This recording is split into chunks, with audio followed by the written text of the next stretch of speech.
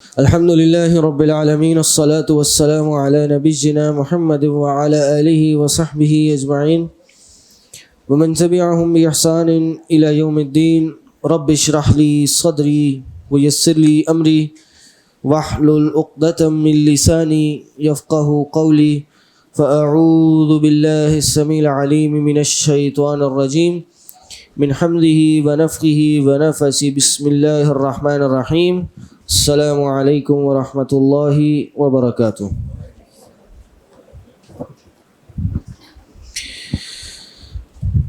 اسراء اور معراج کا سفر، یہی آج کا ہمارا ٹاپک ہے. اسراء کس چیز کو کہتے ہیں؟ یہ دو سفر ہیں جو ایک رات میں ہوئے. پہلا ہوا کیا؟ اسراء کا، اور دوسرا معراج.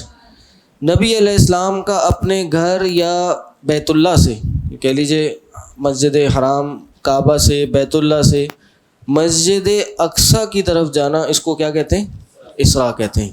اور اس کا ذکر ہمیں سورہ اسراء کی پہلی آیت میں ملتا ہے، اور وہ کیا ہے؟ اعوذ باللہ من الشیطان الرجیم.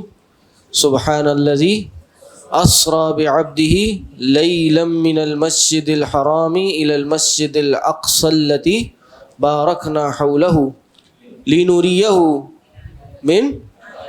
من آیاتنا. پاک ہے وہ ذات جو لے گئی اپنے بندے کو.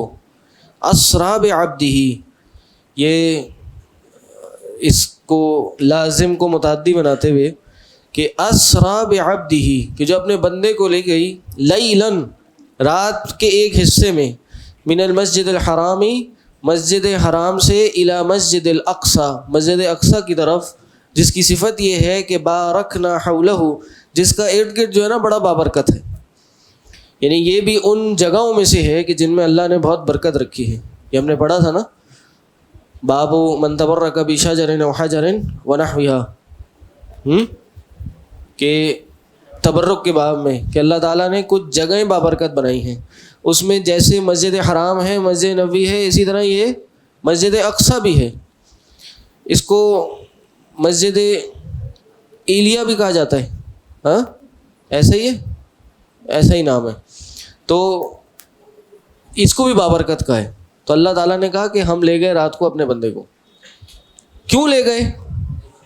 ہاں، تاکہ ہم اپنی بڑی بڑی نشانیاں، آیتیں، علامات دکھائیں. چاہیے. اور اس کے بعد پھر سفر شروع ہوا کس کا؟ معراج کا. اور یہ معراج کا سفر کو قرآن نے بیان کیا ہے جی، ہاں، سورہ نجم میں کیا ہے. اور لیکن بہرحال نام کے ساتھ، معراج کے نام کے ساتھ اس میں اشارہ ملتا ہے معراج کا، لیکن نام کے ساتھ جو معراج کا سفر ہے وہ کہاں موجود ہے؟ وہ احادیث میں موجود ہے. اور یہ جتنی بھی اسراء اور معراج کی احادیث ہیں یہ بخاری اور مسلم میں موجود ہیں. اور میں نے آپ لوگ کو بتایا تھا کہ مکی زندگی کی جو نبی علیہ السلام کی احادیث ہیں وہ بہت کم ہیں. ایسی ہے، مدنی زندگی کی جو احادیث ہیں وہ بہت زیادہ ملتی ہیں، کیونکہ اس کو بہت زیادہ ضبط کیا گیا. تو مکی زندگی میں جس معاملے کی سب سے زیادہ احادیث ملتی ہیں وہ کون سی ہیں؟ یہ اسراء اور معراج کی. بخاری میں تقریباً 20 احادیث ہیں کہ جو اسراء اور معراج کے بارے میں آئی ہیں، اور یہ تقریباً 6 صحابہ سے منقول ہیں. صحیح. اسی طرح مسلم میں غالباً 18 روایات ہیں اور وہ 7 صحابہ سے منقول ہیں. تو لیکن کسی بھی حدیث میں پورا ترتیب کے ساتھ سٹیپ بائی سٹیپ واقعہ موجود نہیں ہے، اور ہر حدیث میں کچھ نہ کچھ الگ حصہ ہے، الگ ٹکڑا ہے، جس کو پھر مورخین نے، سیرت نگاروں نے، سیرت رائٹرز نے ایک جگہ پھر ترتیب کے ساتھ لکھا ہے. تو یہ اسراء اور معراج کب ہوئی؟ پہلے تو اس کی تاریخ میں اختلاف ہے کہ یہ کس سال ہوئی. کس سال ہوئی؟ آپ کی کتاب میں کیا لکھا ہوا ہے جی؟ نبوت کے 5ویں؟ آپ کی کتاب میں تو بہت سارے اقوال ہیں. 5واں سال بھی ہے، 9واں سال بھی ہے، 10واں سال بھی ہے، 12واں سال بھی ہے، رمضان کا مہینہ بھی ہے. اور یہ بھی کہا کہ جب بعثت ہوئی تھی تب بھی ہے. اور پھر انہوں نے وہ بھی لکھا ہے کہ اس سے اور کئی بہت سارے اقوال موجود ہیں ٹھیک، لیکن سب سے جو متفق علیہ مسئلہ ہے وہ یہ ہے کہ یہ 10ویں سال کے بعد ہوئی، نبی علیہ السلام کی نبوت یعنی بعثت کے 10 سال بعد یہ ہوئی. اور ایک روایت کے مطابق، اور وہ روایت کس کی ہے؟ موسیٰ بن عقبہ کی، وہ امام زہری سے بیان کرتے ہیں. ان کی جو روایت ہے، اس روایت میں ہے کہ یہ مدینہ ہجرت سے 1 سال پہلے ہوئی تھی، مدینہ ہجرت سے 1 سال پہلے ہوئی تھی. بہرحال جب بھی ہوئی تھی، مقصود یہ ہے ہمارے سمجھنے کی کیا ہے، اسراء اور معراج کتاب و سنت سے ثابت ہے، اسراء اور معراج کتاب و سنت سے ثابت ہے. اور ایک مورخ نے جن کا نام ہے الشیخ ترہونی، الشیخ ترہونی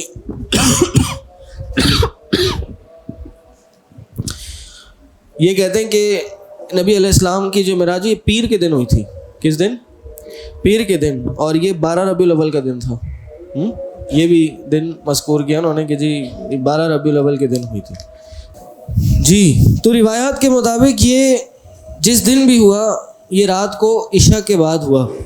عشاء کے بعد نبی کریم صلی اللہ علیہ وسلم اپنے گھر میں اپنے بستر پر لیٹے ہوئے تھے کہ ایک دم چھت کھلی، چھت پھٹی، چھت کھولی، اور اس سے جبریل امین علیہ السلام وہ اترے، انہوں نے نزول کیا، اور وہ آئے اور نبی علیہ السلام کو لے کے چلے گئے.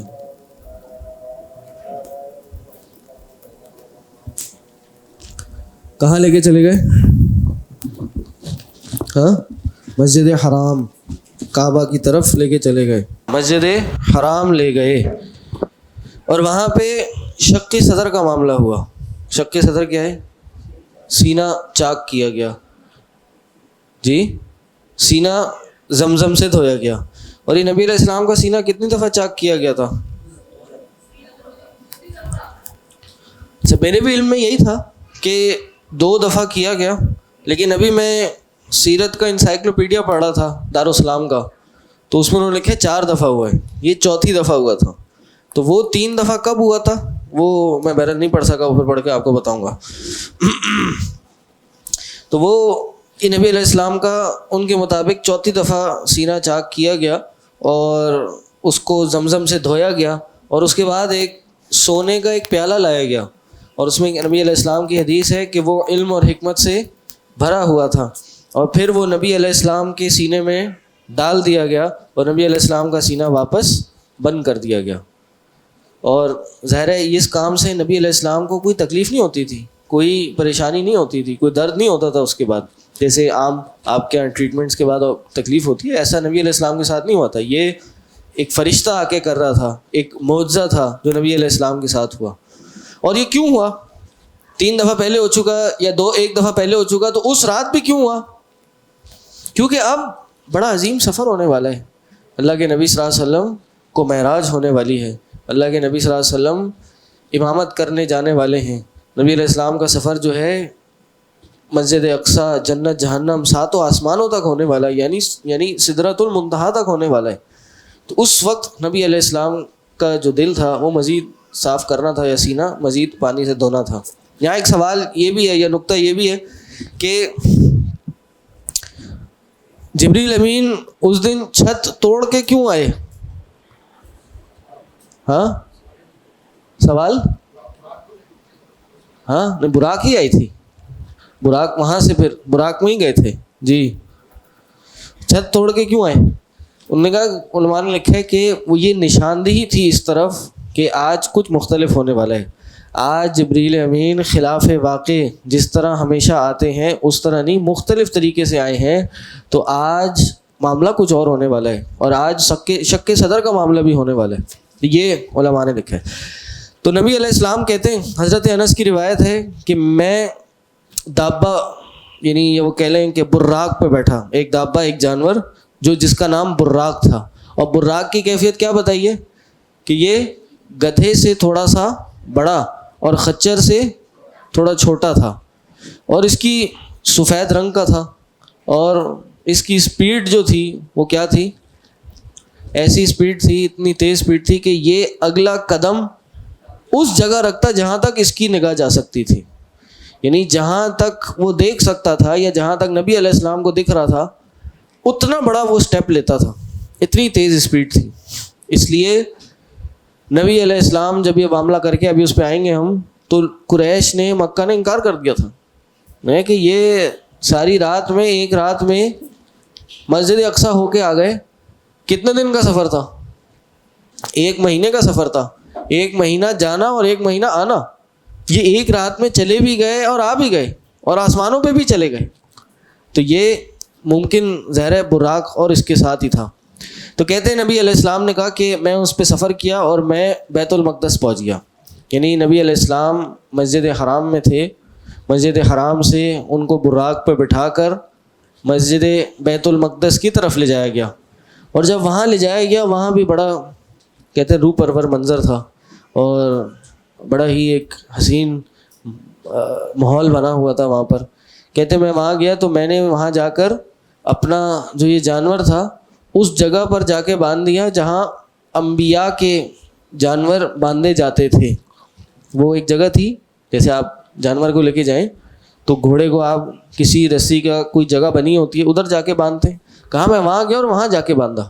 ایک روایت میں آتا ہے کہ نبی علیہ السلام کو جبریل امین نے اتارا اور انہوں نے اس جانور کو باندھا. چٹان میں سوراخ کیا جبریل نے اور اس سوراخ پہ جا کے اس کو باندھ دیا. یہاں ایک اور سوال آتا ہے، یہ براق تو بنایا ہی اس سفر کے لیے تھا یا پھر مہیا ہی اس سفر کے لیے کیا گیا تھا، اور اس سے مقصد تو نبی علیہ السلام کو سفر کر کے لے جانا تھا، تو پھر باندھنے کی کیا ضرورت تھی؟ اس نے بھاگنا تو نہیں تھا کہیں؟ جی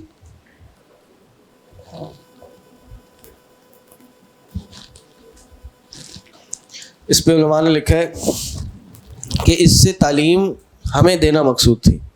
ہمیں یہ بتانا مقصد تھا کہ اسباب اختیار کرنے چاہیے. ہمیں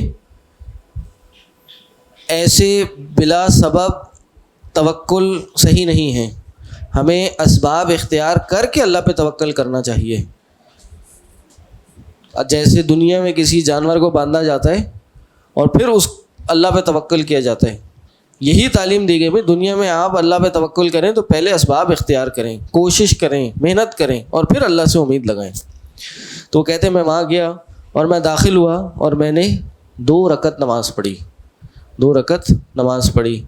اور جب میں نماز پڑھ کے نکلا تو نبی علیہ السلام نے بتایا میں نے وہاں پر کس کو دیکھا؟ میں نے وہاں پر سب سے پہلے عیسیٰ علیہ السلام کو دیکھا.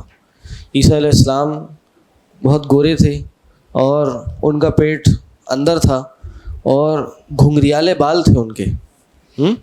اس کے بعد میں نے موسیٰ علیہ السلام کو دیکھا. تو موسیٰ علیہ السلام مضبوط جسم والے تھے، ان کے بال بہت گھنے تھے اور گندمی رنگ تھا ان کا، یعنی تھوڑا سا فیئر نہیں تھا، تھوڑا سا ڈارک کی طرف ان کا کمپلیکشن تھا. کہتے ہیں پھر میں نے ابراہیم علیہ السلام کو دیکھا.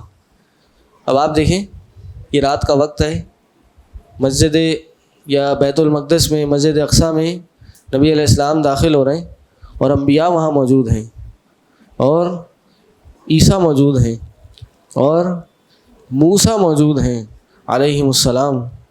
رات کا وقت ہے، یقیناً عشاء کے بعد گئے تھے تو ہو سکتا ہے وہ تہجد کے قریب کا ٹائم ہو، 12-1 بجے 2 بجے تک کا ٹائم ہو، آدھی رات ہو چکی ہو.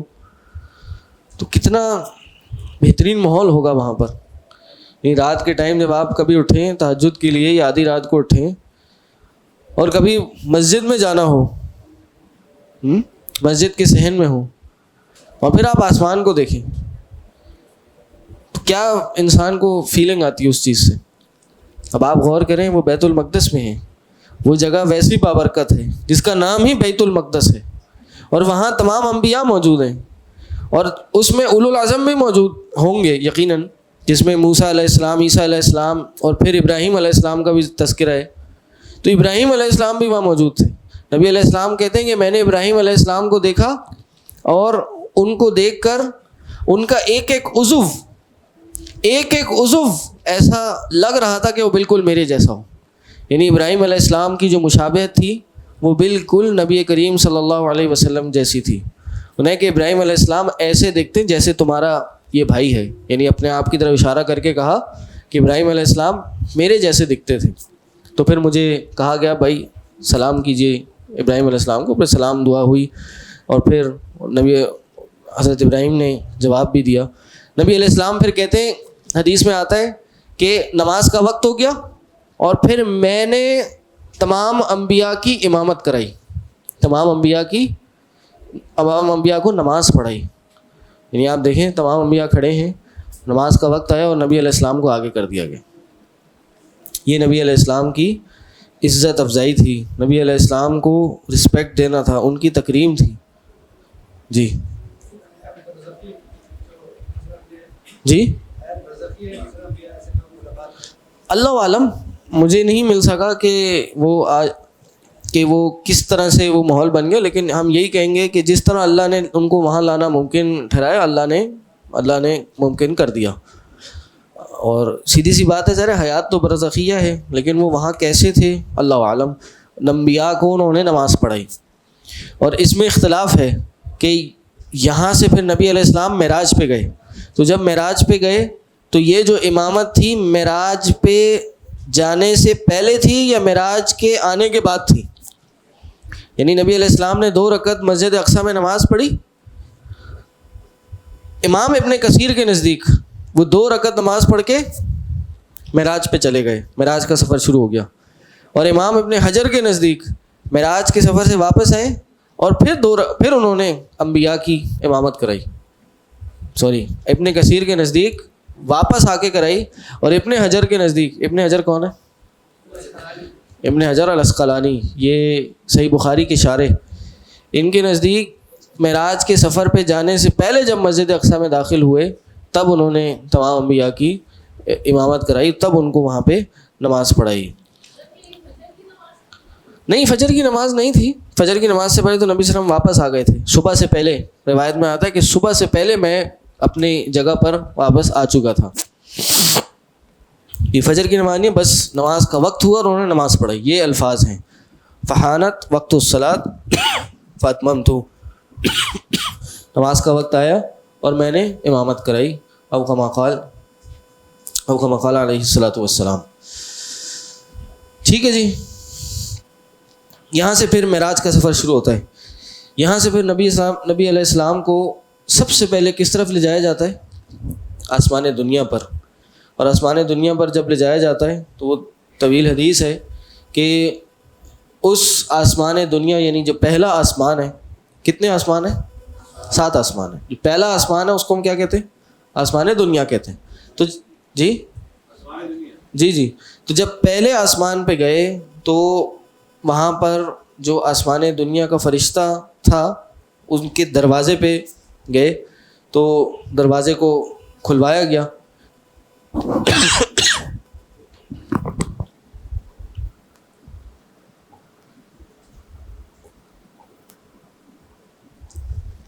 تو اس نے پوچھا بھائی کون ہے؟ تو جبریل ساتھ میں تھے. تو جبریل علیہ السلام نے کیا کہا کہ میں جبریل ہوں. کہا کہ اچھا مرحبا، آپ کے ساتھ کون ہے؟ کہا میرے ساتھ محمد ہیں. کہا اچھا، تو کیا محمد کو مبعوث کر دیا گیا ہے صلی اللہ علیہ وسلم؟ کیا ان کو رسالت عطا کر دی گئی ہے؟ میں کہا ہاں جی بالکل. کہا پھر تو بہت اچھی بات ہے، مرحبا، ویلکم، آئیے، یہ جگہ آپ کے لیے ہے. تو پہلے آسمان کا دروازہ کھولا جاتا ہے اور پہلے آسمان پہ ان کی ملاقات کس سے ہوتی ہے؟ حضرت آدم علیہ السلام سے. حضرت آدم علیہ السلام کو دیکھتے ہیں، بتایا جاتا ہے جی یہ کون ہے.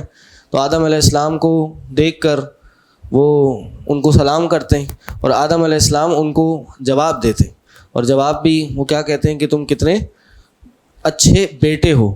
وہ اپنے والد کو نام لے کے سلام کرتے ہیں کہ یہ انبیاء کے بلکہ پوری ابو البشر ہیں، پوری انسانیت کے والد ہیں.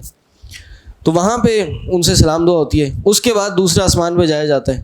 دوسرے آسمان پہ کیا ہوتا ہے؟ ہاں، 2 انبیاء سے ملاقات ہوتی ہے. وہ کون ہے؟ حضرت عیسیٰ اور حضرت یحییٰ. ان کا آپس میں رشتہ کیا ہے؟ یہ خالہ زاد بھائی ہیں، کیونکہ یحییٰ بن زکریا ہیں. زکریا حضرت عیسیٰ علیہ السلام کے کون ہے؟ خالو ہیں، صحیح، خالو ہیں. تو یہ حضرت یحییٰ ان کے بیٹے، تو یہ آپس میں کزنز ہوئے. تو وہاں پہ ان سے ملاقات ہوتی ہے حضرت عیسیٰ سے اور حضرت یحییٰ سے. تو ان کو سلام کیا جاتا ہے، ان کو کہا جاتا ہے بھائی یہ عیسیٰ اور ہارون ہیں، سلم علیہ، ان کو سلام کیجیے. جبرائیل کہتے ہیں ان کو سلام کیجیے.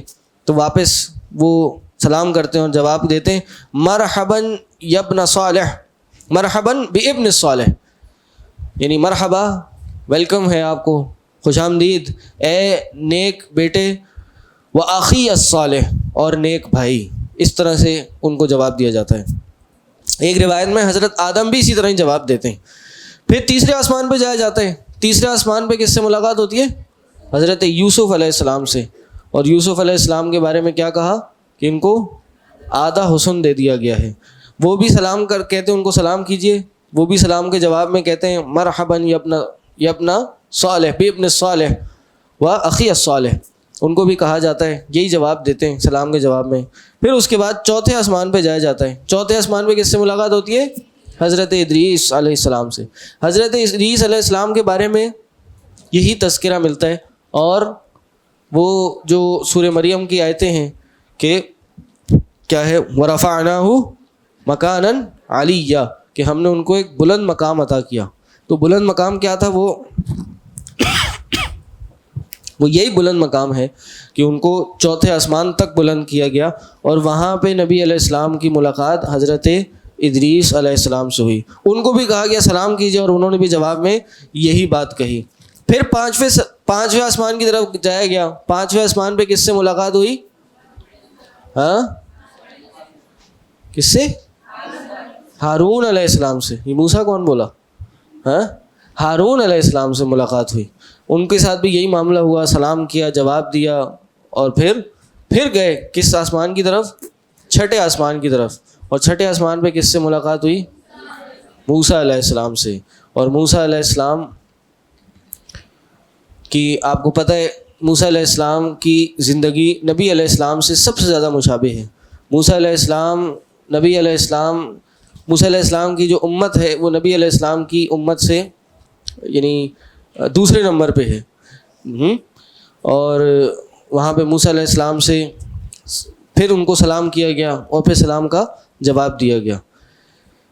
وہاں سے پھر نبی علیہ السلام آگے جانے لگے. تو ہوا کیا کہ موسیٰ علیہ السلام رونے لگے. اور کیوں رونے لگے؟ انہوں نے کہا کہ میرے بعد ایک نوجوان آیا گیا کہ جس کی امت میری امت سے زیادہ ہوگی جبکہ وہ میرے بعد آئے گا. تو اس بات سے وہ رونے لگے. یعنی اس سے مراد کون ہے؟ نبی کریم صلی اللہ علیہ وسلم ہے. تو یہ ان کے دل میں ایک کہہ لیں کہ وہ ایک کمی محسوس کر رہے تھے کہ بھائی میں پہلے آیا اور میری قوم، میری امت زیادہ ہونی چاہیے تھی نبی علیہ السلام کی یا اس نوجوان کی امت سے. تو انبیاء میں کوئی کمپٹیشن اس اعتبار سے نہیں تھا کہ ایک دوسرے سے مقابلے بازی تھی، بلکہ وہ اللہ کی طرف کہتے ہیں نا سابقوا للخیرات، وہ نیکیوں میں اللہ کے پاس اپنے درجات بلند کرانے میں حریص تھے. ایک ذاتی شوق تھا ان کا، جیسے نبی علیہ السلام کا ہے. نبی علیہ السلام نے کیا فرمایا کہ ان سے شادیاں کرو جن کے زیادہ بچے ہوتے ہوں اور جو زیادہ محبت کرنے والیاں ہوں. کیوں؟ قیامت کے دن میں اپنی امت کی کثرت پہ فخر کروں گا، خوش ہوں گا. یعنی نبی علیہ السلام کی امت زیادہ ہو یہ نبی علیہ السلام کو پسند ہے. نبی علیہ السلام کی امت کی تعداد میکسیمم ہو یہ نبی علیہ السلام کا شوق تھا. تو وہ رونے لگے. اور یہ بات ہمیں پتہ چلتی ہے کہ یہ کوئی کمپٹیشن نہیں تھا، بلکہ وہ ان کا مشن ایک ہی تھا. جب نبی علیہ السلام واپس آئے، اوپر سے نیچے آئے، تو ہم کو پتہ ہے نمازیں فرض کی گئیں. تو انہوں نے نبی علیہ السلام کو بتایا کہ اے نبی، میرا تجربہ ہے، میں بنی اسرائیل میں رہ کے آیا ہوں، یہ 50 نمازیں بہت زیادہ ہیں، آپ ان کو کم کروائیے، یہ 50 نمازیں بہت بھاری پڑیں گی. صحیح تجربہ تھا نہیں تھا؟ تو اس سے یہ پتہ چلتا ہے کہ موسیٰ علیہ السلام سنسیئر تھے نبی علیہ السلام کے ساتھ. وہ ایک ذاتی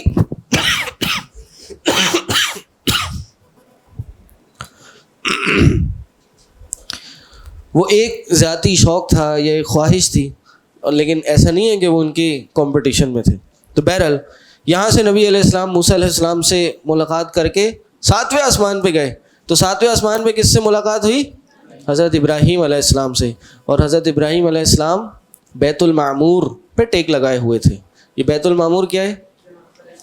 یہ فرشتوں کا کعبہ ہے جہاں فرشتے آ کے طواف کرتے ہیں. اور اس کی خاص بات یہ ہے کہ اس کے بارے میں کہا کہ ڈیلی اس بیت المعمور کا جو طواف ہے وہ ڈیلی 70,000 فرشتے کرتے ہیں. اور جو فرشتہ ایک بار آتا ہے دوسری بار اس کو موقع نہیں ملتا. تو آپ سوچیں کتنی بڑی تعداد ہے فرشتوں کی. اللہ کی یہ کتنی عظیم مخلوق ہے، اور ان کا ہجوم بھی کوئی کم نہیں ہے. یعنی یہ فرشتے ہیں، یہ انسانوں کی طرح نہیں ہے. انسان بھی پچھلی قوموں کا ہمیں اندازہ ہوتا ہے کہ وہ بڑی لمبی ہائٹ والے تھے. قوم عاد کے بارے میں آتا ہے اور قوم سمود کے بارے میں آتا ہے. پہاڑ تراش تراش کے انہوں نے گھر بنا لیے. ابراہیم علیہ السلام نے کعبہ بنا لیا اپنے ایک بیٹے کے ساتھ.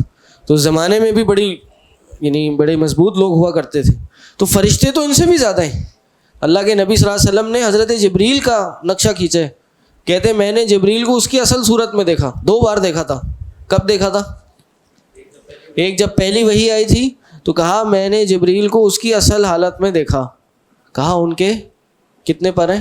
600 پر ہیں، اور ان کے پروں میں سے موتی گر رہے تھے، گرتے ہوئے ان کے پر چمک رہے تھے. اور دوسری بار کب دیکھا؟ یہ معراج کے وقت. ابھی جب اوپر گئے تو اوپر جا کر پھر انہوں نے جبریل کو ان کی اصل حالت میں دیکھا. تو یہ فرشتوں کا ہجوم بھی بہت بڑا ہے. اور یہ اس اب آپ ہجوم کا اندازہ لگائیں کہ کتنی بڑی تعداد ہوگی اور کتنی بڑی مخلوق ہوگی. 70,000 کو آج جتنے دن گزرے ہیں اس کائنات میں اس سے صرف ملٹیپلائی تو کریں، کھربوں اربوں خربوں میں بات چلی جاتی ہے. اور مزے کی بات یہ ہے کہ جب آدم علیہ السلام کو پیدا کیا گیا، جب آدم علیہ السلام کی تخلیق کی گئی، اللہ تعالیٰ نے حکم دیا کتنے فرشتوں کو؟ تمام فرشتوں کو. یہ نہیں کہا فرشتوں کو حکم دیا، بلکہ کہا تمام کو، کلہم اجمعین. 2 تاکیدیں لگا کے بتایا کہ تمام کے تمام فرشتوں کو حکم دیا کہ کس کو؟ آدم علیہ السلام کو سجدہ ریز ہو جائیں. اور فسجد الملائکۃ کلہم اجمعون، سب کے سب نے سجدہ کیا. باپ ذرا امیجن کریں کہ وہ کیا موقع ہوگا کہ ابراہیم علیہ السلام، آدم علیہ السلام ایک جگہ کھڑے ہیں، اللہ نے ان کو بنا کے ایک جگہ پہ رکھ دیا، اور تمام کے تمام فرشتوں کو ایک پہلے جگہ پہ جمع کیا گیا، اور سب کو ایک ساتھ حکم دیا سجدہ کر لیں، اور سب سجدے میں چلے گئے. کیا منظر ہوگا کہ اربوں خربوں کی تعداد کے فرشتے یک بارگی ایک دم سجدے میں چلے گئے، اور ایک خبیث ملعون لعین ابلیس کھڑا رہا. یہ رزلٹ ہوتا ہے تکبر کا، کہ اس کے تکبر نے اتنی بڑی محفل کی بھی لحاظ نہیں کرنے دیا اس کو، کہ اتنی بڑی فرشتوں کی محفل ہے. ایک انسان ہو تو ویسے ہی ڈر جاتا ہے، اتنے بڑے لوگ ہیں ان کی مخالفت کر رہا ہوں میں، اتنی بڑی تعداد، اتنی بڑی محفل. تو بہرحال بیت المعمور سے وہ ٹیک لگائے ہوئے تھے. کیوں ٹیک لگائے ہوئے تھے؟ جی ہاں، بعض مفسرین نے یا مورخین نے لکھا ہے، علماء نے، کہ چونکہ زمین پہ کعبہ بنانے والی ہستی یہ تھے، انہوں نے زمین پہ کعبہ بنایا تھا، اس لیے آسمانوں کا جو کعبہ ہے بیت المعمور اس کے ساتھ ان کو جوڑ دیا گیا، اس کی نسبت ان کے ساتھ کر دی گئی. تو ابراہیم علیہ السلام بیت المعمور سے ٹیک لگائے ہوئے تھے. وہاں سے آگے جاتے ہیں تو کیا ہوتا ہے؟ کہاں پہنچتے ہیں؟ سدرۃ المنتہا پہ پہنچتے ہیں. یہ سدرۃ المنتہا کیا ہے؟ یہ سدرہ ایک درخت ہے. سدرہ کہتے ہیں عربی میں بیری کو، بیری کے درخت کو سدرہ کہا جاتا ہے. اور المنتہا، یہ منتہا کیا ہے؟ ہاں، یہ انتہا ہے، اینڈ ہے.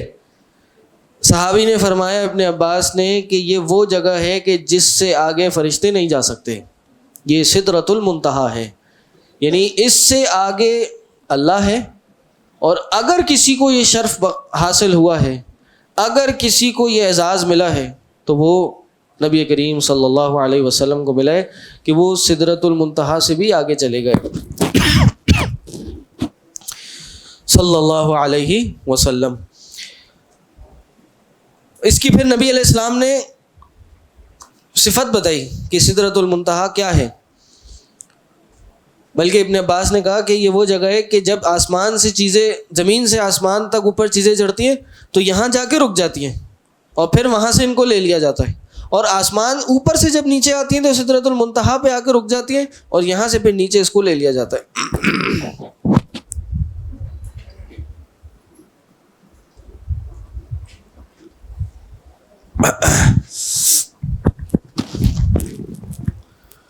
نبی علیہ السلام نے فرمایا کہ جب میں نے سدرۃ المنتہا پہ گیا، میں نے اس درخت کو دیکھا تو اس درخت کی جڑوں میں سے 4 نہریں بہ رہی تھیں۔ کتنی؟ 4 نہریں، 2 ظاہر تھیں 2 باطنی تھیں، 2 ظاہری 2 باطنی تھیں۔ باطنی کون سی تھی؟ وہ جنت میں جا رہی تھی، اور ظاہری کون سی تھی؟ وہ فرات اور نیل تھی۔ فرات اور نیل یہ جو زمین پہ ہیں، یہ اس کے بارے میں کہا کہ بھائی یہ آسمان سے بہتی ہوئی آتی ہیں، یہ صحیح احادیث میں یہ روایتیں ہیں۔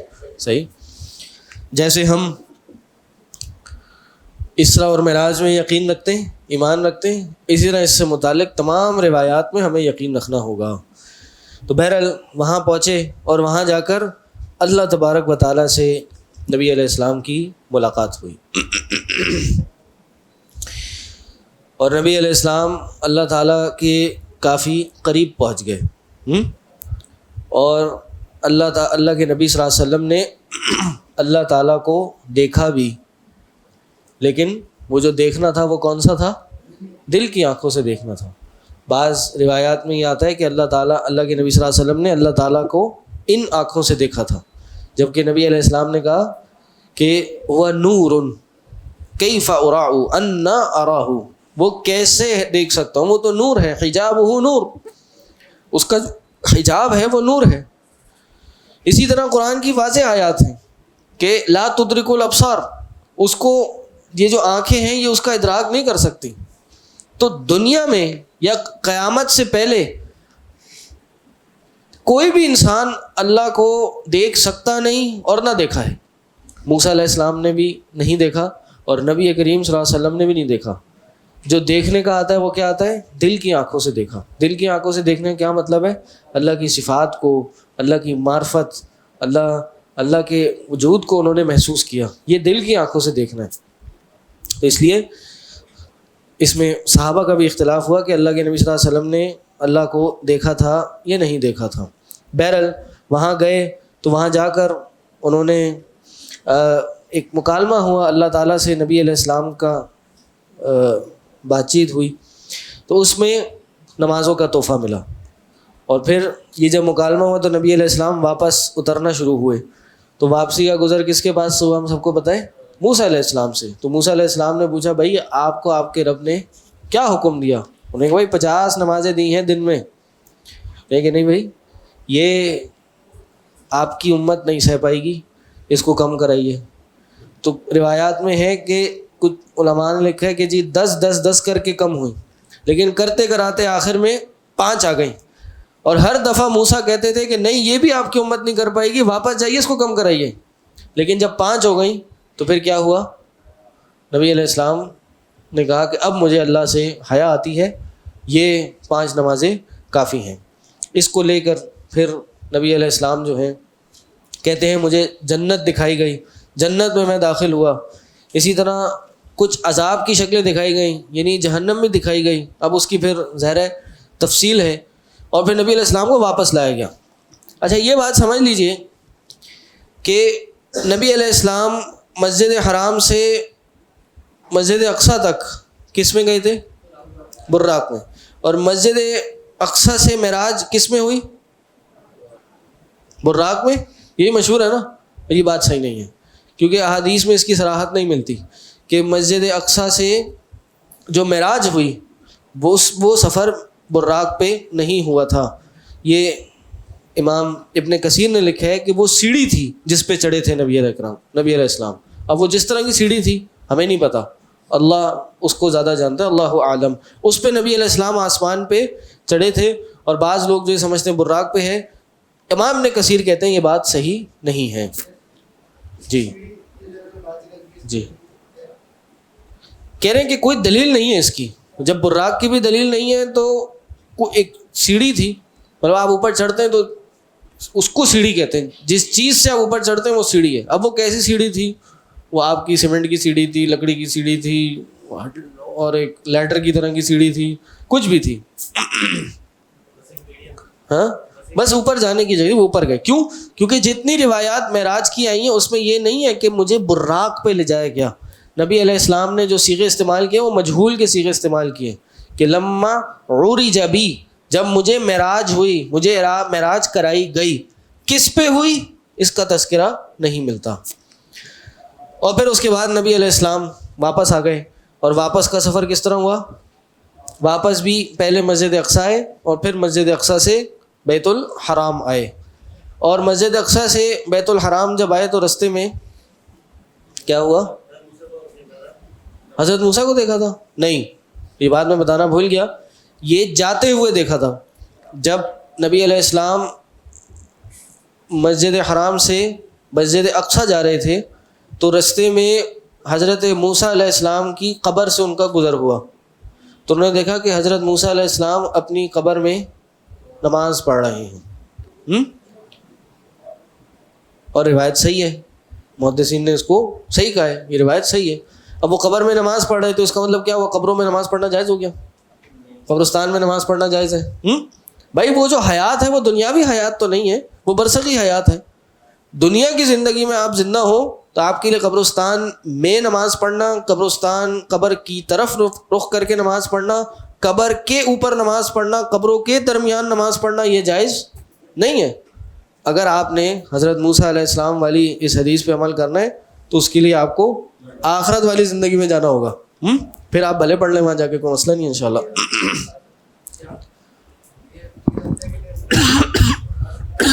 انبیاء دیکھیں برزخی جو زندگی ہے وہ تو ثابت ہے نا, اور وہ زندگی یہاں کی زندگی سے مختلف ہے. ٹھیک, اور ظاہر ہے انبیاء کی جو لائف ہے وہ دوسروں کی زندگیوں سے بہت مختلف ہے. انبیاء کی جسم کو یہ دنیا کی جو مٹی ہے یہ نہیں کھاتی, صحیح. اسی طرح شہداء کے بارے میں کیا آتا ہے کہ ان کو مردہ مت کہو, ان کو اللہ کھلاتا ہے پلاتا ہے, تم نہیں جانتے, تم شعور نہیں رکھتے. تو انبیاء کا درجہ تو شہداء سے کہیں اوپر ہے, صحیح.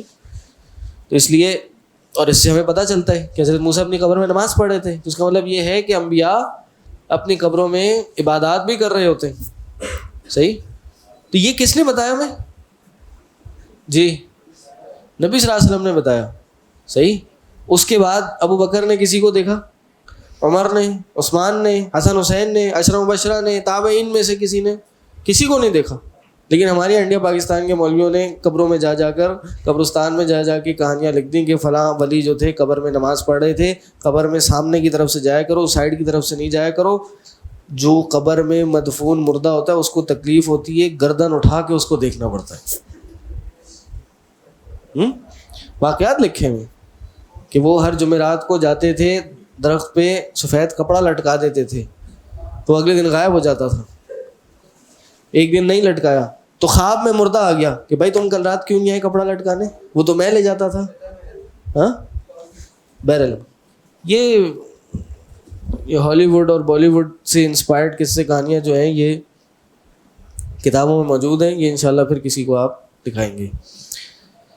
تو بہرحال نبی علیہ السلام واپس آ گئے. واپس گزرتے ہوئے ایک اور بہت اہم معاملہ ہوا. وہ کیا تھا؟ نبی علیہ السلام جب گزر رہے تھے بیت المقدس سے واپسی کعبہ کی طرف, تو انہوں نے کیا دیکھا کہ نیچے سے قریش کا ایک قافلہ گزر رہا ہے, اور ان کا جو ایک اونٹ ہے یا اونٹنی ہے وہ گم ہو چکی ہے. تو اس کا جو سردار تھا, نبی علیہ السلام نے اس کو پہچان لیا, اور نبی علیہ السلام نے اس کو سلام بھی کہا, اور اس نے نبی علیہ السلام کی آواز سن گیا, بھائی یہ تو محمد کی آواز ہے. تو بہرحال یہ واقعہ ہوا اور نبی علیہ السلام واپس مکہ پہنچ گئے اور صبح ہونے سے پہلے واپس اپنے گھر میں داخل ہو گئے.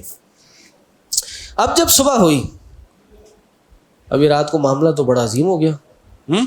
اب یہ بات جب آپ باہر جا کے بتائیں گے تو نبی علیہ السلام پہ تو ویسے ہی ان کی نبوت پہ لوگ جو ہیں وہ سوالیہ نشان اٹھا رہے تھے.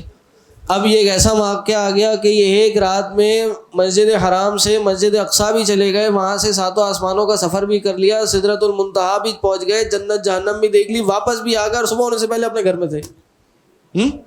تو نبی علیہ السلام فکر مند تھے، یہ باتیں بتاؤں گا تو کیا ہوگا. تو بہرحال نبی علیہ السلام مکہ میں تھے تو ابو جہل ان کے پاس آیا اور ایسی بات کرتے ہوئے ابو جہل نے کہا جی بھائی آج کچھ ہے آپ کے پاس بتانے کو. ہر روز اس کا مقصد یہ تھا کہ کوئی ظاہر نئی بات ہوتی ہے، بھائی ہے آپ کے پاس کچھ بتانے کو. نبی علیہ السلام نے کہا بالکل. نہیں جی کیا؟ نہیں کہ کل رات میں یہاں سے بیت المقدس گیا اور وہاں سے پوری رات میں واپس بھی آ گیا. ابو جہل کو ظاہر ہضم ہی نہیں ہوئی، لیکن ابو جہل نے اپنا ری ایکشن نہیں دکھایا، خاموش رہا. اس نے کہ اگر میں نے ان کو اپنا ری ایکشن دکھا دیا تو پھر یہ بات دوسروں کو نہیں بتائیں گے. اور وہ چاہتا تھا کہ یہ بات نبی علیہ السلام قریش والوں کو بتا دیں، مکہ والوں کو بتا دیں، علل اعلان بتا دیں. انہوں نے کہا اچھا یہ بات آپ یہ ہوا آپ کے ساتھ؟ کہا کہ جی. کہا اچھا یہ بات آپ دوسروں کو بتائیں گے، بتا سکتے ہیں؟ نبی صاحب نے کہا بالکل بتا سکتا ہوں، بتاؤں گا. انہوں نے کہا ٹھیک ہے. وہ گئے مکہ والوں کو، قریش والوں کو، مشرکین مکہ کو بلا کے لایا اور ان کو کہا بھائی یہ آج محمد صلی اللہ علیہ وسلم یہ بات کہہ رہے ہیں کہ رائے کی رات میں رات کو گئے اور مسجد اقصیٰ گئے اور صبح واپس بھی آ گئے. تو وہ آئے اور نبی علیہ السلام کا آ کے مذاق اڑانا شروع ہو گئے، دھاڑے مار مار کے اور ٹھٹے مار مار کے نبی علیہ السلام کی کہتے ہیں ہنسی اڑا دی اور نبی علیہ السلام کو اپنے حساب سے انہوں نے بے عزت کرنا شروع کر دیا. اور اسی اثنا میں بہت سے جو مسلمان تھے وہ کافر بھی ہو گئے، مرتد ہو گئے. لیکن وہ کون مسلمان تھے جو کفر سے مرتد ہوئے؟ ان کا نام ہمیں سیرت کی اور حدیث کی کتابوں میں ملتا نہیں ہے. یہ تذکرہ ملتا ہے کہ بہت سے ایسے لوگ جو صرف اس واقعے کی وجہ سے کیا ہو گئے تھے؟ مرتد ہو گئے تھے. تو ایک بندہ ابو بکر کے پاس بھی گیا، ظاہر ہے ان کو پتہ یار ابو بکر اشراف قریش میں سے ہے، قریش کے بڑے یعنی عزت دار بندوں میں سے. ابو بکر کے پاس گیا. ابو بکر کو کیا کہا؟ ابو بکر آپ کو پتہ ہے آپ ایک بندہ رات کے ٹائم یہ کہے کہ وہ بیت المقدس گیا اور واپس بھی ہو کے آ گیا تو آپ اس کے بارے میں کیا کہیں گے؟ یا یہ اگر نبی علیہ السلام یہ بات کہہ رہے ہیں آپ ان کے بارے میں کیا کہیں گے؟ انہوں نے کیا جواب دیا؟ نہیں کہ اگر یہ بات نبی کریم صلی اللہ علیہ وسلم کہہ رہے ہیں تو پھر تو یہ سچ ہے، میرا ایمان ہے اس پہ اور میں اس کی تصدیق کرتا ہوں.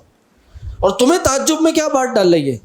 ان کے الفاظ تھے کہ تمہیں تعجب میں وما یعجبکم من ذلک، تمہیں یہ بات کون سے تعجب میں ڈال رہی ہے؟ فواللہ انہ لیخبرنی ان الخبر لیاتیہ من السماء الی الارض فی ساعۃ من اللیل. انہوں نے کہا کہ تمہیں کس بات سے تعجب ہو رہا ہے؟ وہ تو مجھے یہ بتاتے ہیں کہ آسمان سے خبریں زمین پہ آتی ہیں، رات کی ایک گھڑی میں آسمان سے نیچے آ جاتی ہیں. تو یہ تو جو تم باتیں بتا رہے ہو تو بہت ہلکا ہے کہ جب آسمان سے خبریں چند لمحے میں اوپر سے نیچے آ سکتی ہیں تو پوری رات کے لیے نبی علیہ السلام یہ بیت المقدس تک نہیں جا سکتے، وہاں تک نہیں لے جایا جا سکتا.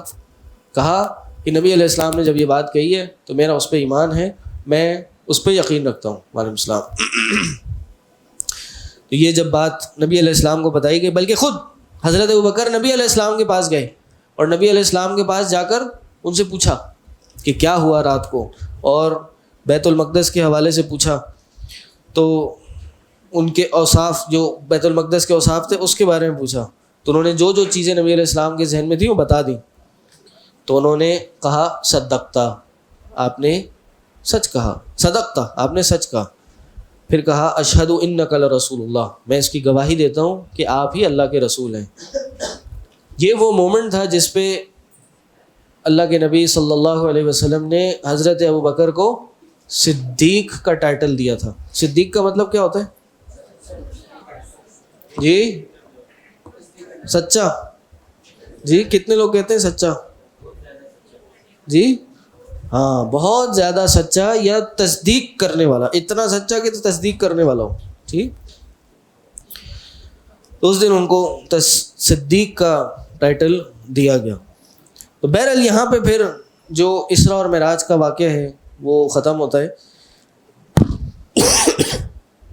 اس میں مزید پھر کچھ باتیں ہیں، اور وہ یہ کہ بہت سے لوگ یہ کہتے ہیں کہ یہ جو اسراء اور معراج کا واقعہ ہوا تھا یہ نبی علیہ السلام کو جسم کے ساتھ نہیں بلکہ روح کے ساتھ کیا گیا تھا. یہ نبی علیہ السلام کے خواب میں ہوا تھا. تو یہ بات صحیح ہے؟ کیا دلیل ہے اس کی؟ کیا ہے؟ ہاں، قرآن کی آیت ہے، سبحان الذی اسری بعبدہ لیلا من المسجد الحرام الی المسجد الاقصی. یہ پوری آیت اور اس آیت کے ہر لفظ میں اس بات کی دلیل ہے کہ یہ جو سفر تھا یہ روح مع جسد تھا. نبی علیہ السلام کا جو سفر تھا روح اور جسم دونوں کے ساتھ تھا، روح کے ساتھ نہیں تھا اور خواب میں نہیں تھا. کیوں؟ سبحان الذی، پاک ہے وہ ذات. اللہ تعالیٰ جب بھی یہ لفظ استعمال کرتا ہے سبحان الذی، پاک ہے وہ ذات، یہ کب بیان کرتا ہے؟ جب معجزہ آگے آنے والا ہو اور کوئی اس کا انکار کرے اور نبی اللہ تعالیٰ کی ذات میں نقص پیدا کرنے کی کوشش کرے. تو اگر یہ معجزہ نہیں تھا، اگر یہ خواب تھا، تو پھر یہ سبحان الذی کہنے کی بات نہیں تھی. دوسری بات، اسرا بعبدی، کہ وہ لے گیا اپنے بندے کو. اسرا کا مطلب کیا ہوتا ہے؟ لے جانا. یہاں اسرا کا لفظ ہے، دکھانے کا لفظ نہیں ہے. اور اسرا کا جو لفظ ہے وہ جسم مع روح ہی ہوتا ہے، اور قرآن ہی اس بات کی دلیل ہے. قرآن کے ایک اور مقام پہ آیا، کب کہاں آیا؟ ہاں، موسیٰ علیہ السلام کے بارے میں کیا کہا؟ حکم دیا اب یہ جو فرعون ہے یہ تمہیں بہت تنگ کر رہے ہیں، اب ایک کام کرو، رات کے ٹائم اسر بعبادی، ہاں میرے بندوں کو رات کے ٹائم لے چلو. تو وہاں بھی اسری کا لفظ ہے. تو وہاں تو خواب نہیں تھا، وہاں تو حقیقت میں انسانوں کو ان کے جسد مع روح لے کے جانا تھا. اور عبد کا مطلب بھی یہی ہے کہ عبد کا جو اطلاق ہے وہ کس پہ ہوتا ہے؟ وہ بھی جسم مع روح پہ ہوتا ہے. اسی طرح لیلن، ایک رات، اگر ایک رات میں دکھانا معجزہ نہیں ہوتا، خواب ہوتا، تو یہاں رات کا ذکر نہیں کیا جاتا. خواب تو رات میں دکھایا جاتا ہے.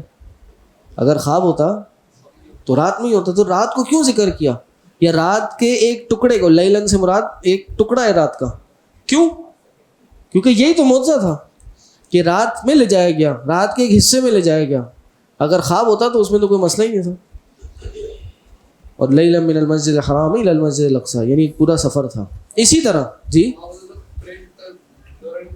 جی اگر خواب ہوتا تو قریش کیوں انکار کرتے؟ اگر کہ جی یہ کیسے ہو گیا، وہ کیوں مذاق اڑاتے؟ ابو جہل کیوں لوگوں کو لے کے آتا؟ اگر خواب ہوتا تو ابو بکر صدیق کیوں اندھا یقین کر لیتے اور ان کو صدیق کا ٹائٹل ملتا؟ اگر خواب ہوتا تو مسلمان جو ہو چکے تھے وہ مرتد کیوں ہوتے؟ اگر خواب ہی تھا. اسی طرح ایک دلیل اور بھی تھی کہ اگر یہ خواب ہوتا تو نبی علیہ السلام اللہ کو دیکھنے کا انکار نہیں کرتے کہ وہ نور حجابہ نور انا اراہ، میں کیسے اس کو دیکھ سکتا ہوں؟ یعنی نبی علیہ السلام نے بتایا کہ میں نے نہیں دیکھا. اگر خواب ہوتا تو خواب میں دیکھنے کا تو انکار نہیں ہوتا. یہ تو اصل بات یہ ہو رہی تھی ان آنکھوں سے دیکھنا، دل سے دیکھنے کا تو اس بات ہے، دل سے دیکھنا تو ثابت ہے. تو اگر خواب میں ہوتا تو دل سے دیکھنا ثابت تھا. یہ بحث ہی نہیں ہوتی کہ دیکھا تھا یا نہیں دیکھا تھا. صحیح. اسی طرح پھر اور بعض روایتیں آتی ہیں جس میں یہ ذکر ہے، اور پھر علماء نے اس پہ کلام کیا اور بتایا کہ بھائی یہ جو روایتیں ہیں یہ صحیح نہیں ہیں. اسی طرح اور مزید کچھ روایتیں ہیں کہ جو صحیح سند سے آئی ہیں، علماء نے بیان کی ہیں. اور وہ اسی اسراء اور معراج کے حوالے سے ہیں. تو وہ پھر کیا خیال ہے اگلی کلاس میں بیان کر دیا جائے, اور اس کے حوالے سے کیا کیا ہمیں سیکھنے کی چیزیں ملتی ہیں وہ بھی ہم بیان کر دیں گے اگلی کلاس میں. صحیح, کوئی سوال ہو تو کر لیں, آن لائن بڑے سوال آ رہے ہیں. حضرت موسیٰ علیہ السلام اگر وہ قبر میں نماز پڑھ رہے تھے تو چھٹے آسمان پہ کیسے ملے؟ اللہ اعلم, ہمیں نہیں پتہ. ہمیں ان احادیث میں جیسے آئی ہیں اس پہ ایمان رکھنا ہے. سوال تو یہ بھی بنتا ہے کہ جب تمام انبیاء مسجد اقصیٰ میں تو چھٹے آسمان پہ کیسے ملے؟ آپ تو قبر میں پہنچی, وہ تو بہت پہلے کا واقعہ ہے, ابھی تو رستے میں تھے. تو بہرحال جیسے اللہ, توجہ ہے, جس اللہ نے جیسے ان کی روحیں مسجد اقصیٰ میں پہنچائیں اور جیسے چھٹے ساتویں آسمان پہ ان سے ملاقاتیں کروائیں, اسی طرح حضرت موسیٰ کی روح کو بھی قبر میں دکھا دیا کہ وہ نماز پڑھ رہے تھے. صحیح. تو جیسے اللہ کے لیے دکھانا ممکن ناممکن نہیں ہے, اسی طرح ایک جگہ سے دوسری جگہ لے جانا پہنچانا اور بار بار دکھانا کیسے ناممکن ہوگا؟ جی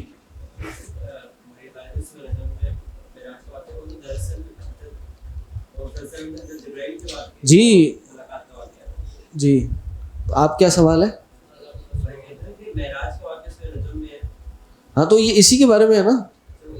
جی وَلَقَدْ رَآهُ نَزْلَةً أُخْرَى, یہی ہے نا سورہ نجم میں. جی ایک منٹ, یہ جو آیت آتی ہے وَلَقَدْ رَآهُ نَزْلَةً أُخْرَى, ہم نے ان کو دکھایا ایک بار اور دکھانا. تو بعض لوگ کہتے ہیں کہ یہ اللہ کو دیکھنا تھا اور یہ معراج ہے. تو اس سے بہرحال 100% دلیل تو نہیں ملتی, لیکن اشارہ ضرور مل جاتا ہے کہ نزلۃ اخری سے مراد جبریل امین کو دکھانا ہے. جبریل کو دکھایا تھا, اور جبریل امین کو دوسری بار نبی صلی اللہ علیہ وسلم نے معراج پہ ہی دیکھا تھا, اور یہ صحیح حدیث سے ثابت ہوتا ہے. یہ آگے روایتیں آ رہی ہیں جو میں کہہ رہا ہوں, صحیح روایتیں آئی ہیں. نبی علیہ السلام نے جہنم میں کچھ عذاب دیکھے, اس کا تذکرہ کیا. جنت کی کچھ جو اچھائیاں دیکھی, اس کا تذکرہ کیا. دجال کو دیکھا نبی علیہ السلام نے, دجال کی شکل صورت نبی علیہ السلام کے سامنے لائی گئی. اسی طرح فرعون کی بیٹی کو جو کنگھی کرنے والی خاتون تھی, اس کے اور اس کے بچوں کی بھی خوشبو نبی علیہ السلام کو آئی, اور اس کا بھی گزر وہاں سے ہوا, اور اس کا بھی تذکرہ ہمیں احادیث میں ملتا ہے. جی وہ اگلے اس میں بتائیں گے.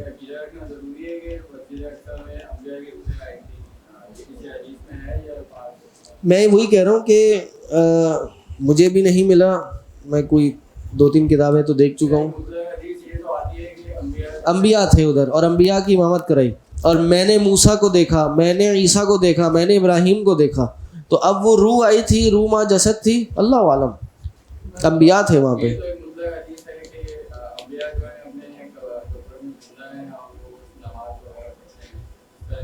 یہ حدیث نہیں, شہداء کے بارے میں, آپ تھوڑا لیٹ آئے.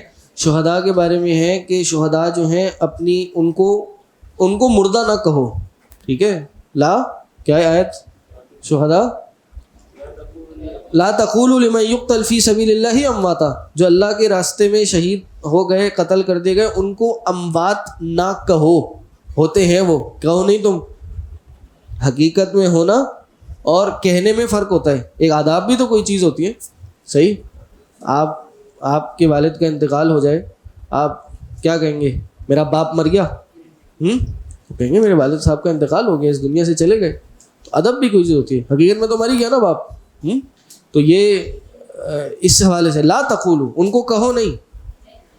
لا تقولوا لمن يقتل في سبيل اللہ, ان کو جو اللہ کی راہ میں شہید ہو گئے, بل هم احیاء, وہ زندہ ہیں. اور اس کا پہلے پورا ایک پس منظر, ایک صحابی آئے تھے اور بڑا غمگین تھے. تو ان کو رزق دیا جاتا ہے, لیکن تمہیں شعور نہیں ہے کس طرح دیا جاتا ہے. تو انبیاء کا بھی یہی معاملہ, اس سے اوپر ہے.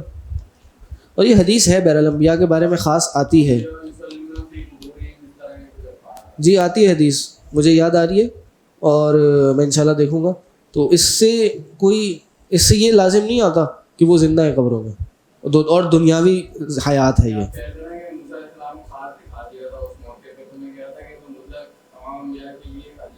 نہیں, گزر وہاں سے ہو گیا نا, گزر موسیٰ علیہ السلام کی قبر سے ہو گیا, اس طرح دکھا دیا گیا. جی اور کوئی سوال؟ پہلی وہی جب آئی تھی، پہلی وہی جب آئی تھی.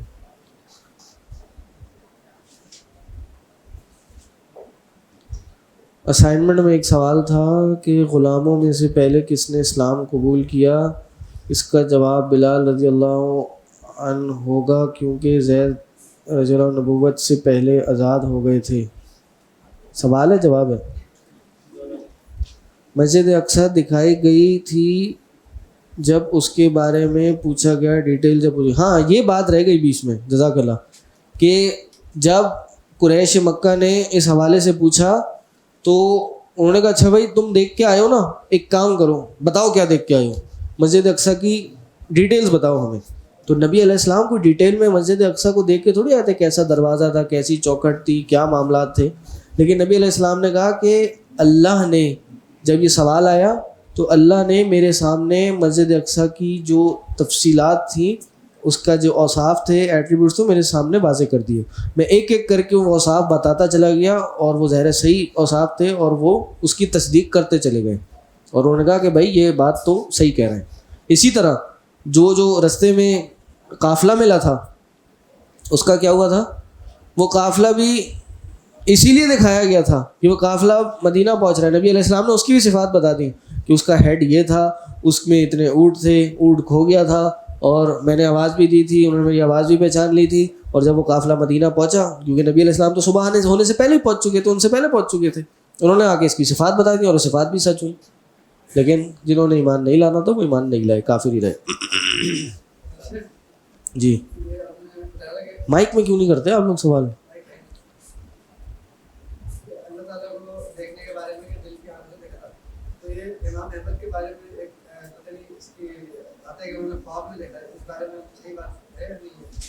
امام احمد نے خواب میں اللہ کو دیکھا تھا.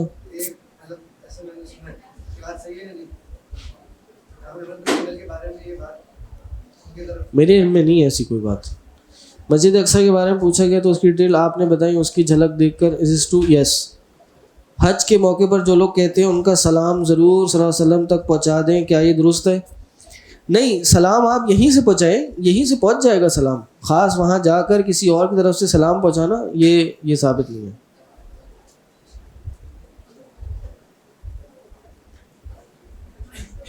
استاد جو آپ نے نظر کے کوشچنز میں پیپر دیے تھے وہ ہم نے تب دیا جب آپ نے ابھی نہیں پڑھایا تھا. اچھا. مسجد اقصی کے بارے میں پوچھا گیا، بتا دیا میں نے. آج کل زیادہ سمجھ آتا ہے لائیو براڈ کاسٹ کا کانسیپٹ ہے، مکہ دیکھتا ہے انسان گھر پہ ہی.